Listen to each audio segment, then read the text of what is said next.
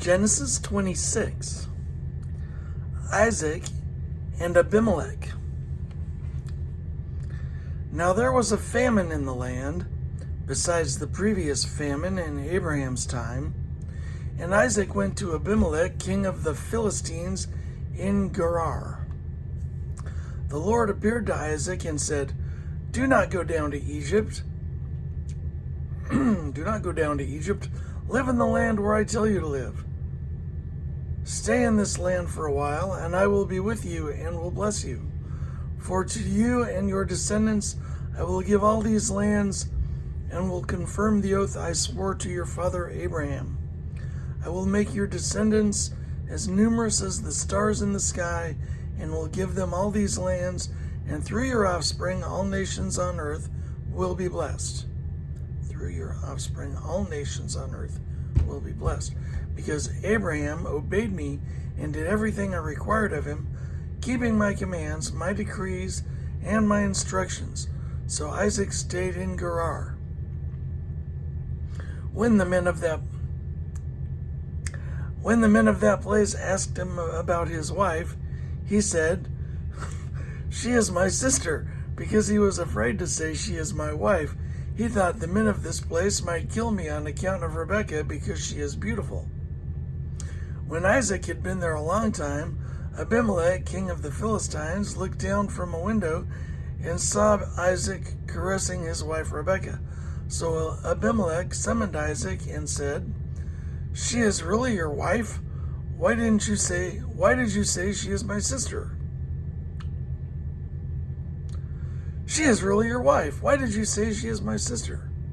Isaac answered him, Because I thought I might lose my life on account of her. Then Abimelech said, What is this you have done to us? One of the men might well have slept with your wife, and you would have brought guilt upon us. So Abimelech gave orders to all the people, Anyone who harms this man or his wife shall surely be put to death. Isaac planted crops in that land, and the same year reaped 100-fold, because the Lord blessed him. The man became rich, and his wealth continued to grow until he became very wealthy.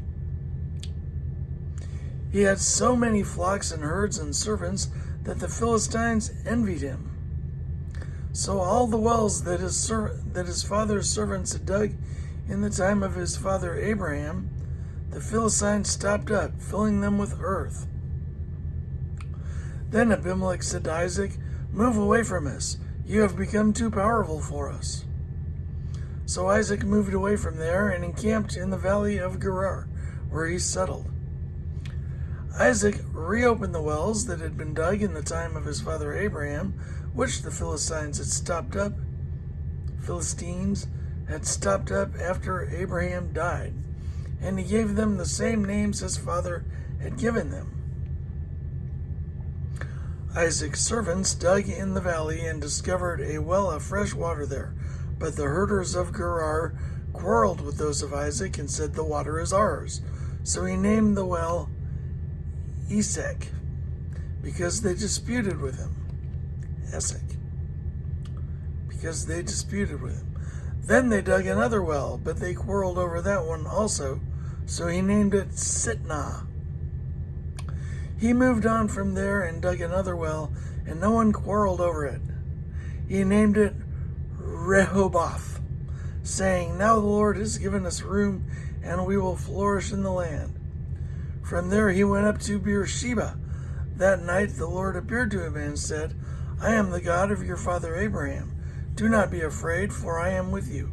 I will bless you and will increase the number of your descendants for the sake of my servant Abraham.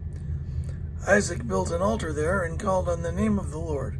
There he pitched his tent, and there his servants dug a well.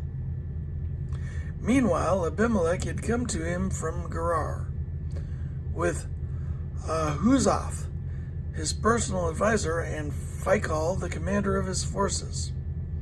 Isaac asked him, Why have you come to me, since you were hostile to me and sent me away?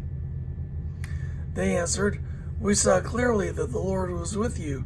So we said, There ought to be a sworn agreement between us. Between us and you, let us make a treaty with you, that you will do us no harm, just as we did not harm you, but always treated you well and sent you away peacefully. And now you are blessed by the Lord. Isaac then made a feast for them, and they ate and drank. Early the next morning, the men swore an oath to each other. Then Isaac sent them on their way, and they went away peacefully. That day Isaac's servants came and told him about the well they had dug. They said, "We found water." He called it Sheba. And to this day the name of the town has been Beersheba. Jacob takes Esau's blessing. When Esau was 40 years old, he married Judith, daughter of Beeri the Hittite, and also Basemath, daughter of Elon the Hittite. Beeri the Hittite. They were a source of grief to Isaac and Rebekah.